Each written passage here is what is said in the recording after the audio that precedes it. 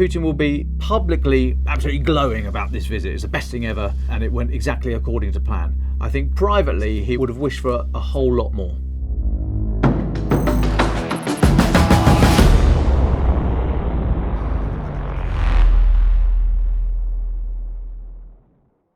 So these summits are months in the making. And you would expect a lot of the announcements to already been baked into the international firmament. So the one thing that these leaders don't want to happen when they get together is for there to be a surprise. So the big surprise that could have happened here would be Putin asking for weapons and Xi saying no. Now that would have been a massive snub, a huge diplomatic snub for Putin, so he wasn't going to do it. They may well have had those conversations, but they would have been well behind the scenes and nowhere near the public lights. A few months ago, she did offer a sort of mild rebuke about the course of the war. He, of course, was promised a very quick operation by Vladimir Putin, in and out in a couple of weeks.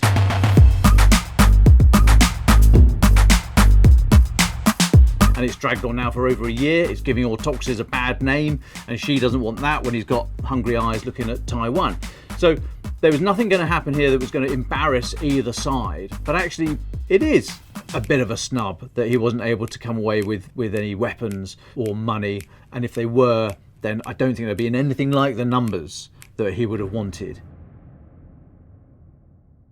Now, in any negotiation, you have to have an idea about what you want, ideally, if you could get everything that you wanted, but you also have to have an idea about what you would trade, what you'd be prepared to come back down to. And I think Putin should be happy, because if all he's got out of this is a lot of photographs of Xi in Moscow shaking hands and all the rest of it, doing all the big theatre of international diplomacy, but it's all saying, I've got the support of this guy here who's the rising star of the century, it's China's century, it's Asia's century. I mean, that is good enough right now. Of course, Putin isn't the kind of guy that is happy with good enough. He does want everything. So he would be slightly embarrassed that he didn't get more. He would be disappointed that he didn't get more. Now, that doesn't mean that China isn't supporting Russia in some way. I interviewed John Bolton, the former National Security Advisor of the United States, this week. You can find the interview online. And he said that actually doesn't matter what kind of aid China is giving. If it gives hard weapons, that's one thing. If it gives money that can then go and buy weapons, it's exactly the same. I'm not entirely sure about that. I do accept that offering aid, money or hard weapons is a line, but I think the amount of stuff that could be sent quietly through Belarus, for example, is so small that it's not going to be, as I said, the big tanks, the artillery, the air defence systems. So I'm not quite on the same page with John Bolton on that one. But hey, go and have a look at the interview and make your own mind up. So on the other side, what does China get out of it? There was a joint press conference at the end of the 3-day summit, and Xi and Putin stood there and they basically blathered on for a few minutes and didn't really say anything at all. They made some vague sort of noises about being against nuclear war. Well, newsflash, I'm against nuclear war as well. So far, so uncontroversial. They'd signed about a dozen agreements, memoranda of cooperation on various trade deals and so on and so forth. It was all quite woolly, not a lot in it, as our American colleagues would say, a great big nothing burger. There was, however, an agreement on a new gas pipeline, the second pipeline between Russia and China. So China wants that. China wants power. China wants oil, gas, wants minerals, wants rare earth minerals, wants all the means of production, because they're expanding rapidly as an economy. They're expanding their military. The spectre of a war over Taiwan is out there. So they're building towards that. So they want as much natural resources as they can, and Russia would, I'm sure, have given it to them on very, very favourable terms. So on the face of it, he didn't say anything really in favour of the war. He didn't have to. Just being there was enough of a message, but Xi would have got out of it this firm commitment of a second gas pipeline from Russia, and very clearly it is obvious now that China is in the driving seat in that relationship between Russia and China. What China really wants is stability, wants the world order to settle back down, wants the snow dome to just calm down a bit. He was promised a short war by Putin, he now wants it to go away quickly. He came out with this peace plan, this 12-point Chinese peace plan a few weeks ago that, again, is not really worth the paper it's written on. It says all the right things, that we should respect each other's borders and national sovereignty and so on and so forth.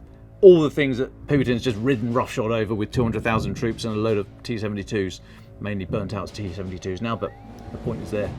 Whether or not Xi now follows up with this phone call that he's supposed to be making to President Zelensky of Ukraine, that will be interesting, because China wants to set itself as the international sort of arbiter for peace. He's been to Moscow.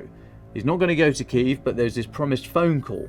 If that comes about, that would be a very interesting conversation, and I'm sure we'd hear more about it from the Ukrainian side than we would hear from Russia about what's happened for the last 3 days.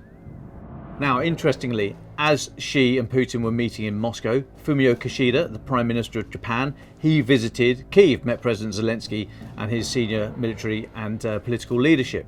And this, again, was a real message of support directly for Ukraine, but it was also a message to Russia and in particular China. Japan saying, we are not neutral on this. We might be thousands of miles away, but we support Ukraine. We don't like what you're doing.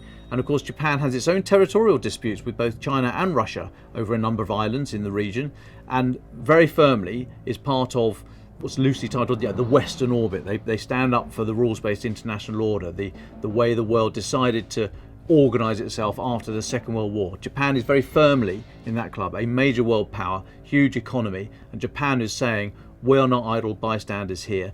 We have interests and we are siding with Ukraine. So yes, you've had the theatre of Xi and Putin together in Moscow. You've had this wonderful press call and so on. Diplomatic support, a new pipeline. Yeah, it's great. But China's not yet gone all in supporting Russia. And I think that is quite telling. Defence in Depth is a weekly video output of the big defence stories. If you want a daily fix of comment, news and analysis about the war in Ukraine, I suggest you listen to Ukraine the Latest, the Telegraph's podcast, or check out our articles online. Failing all that, you could read the paper.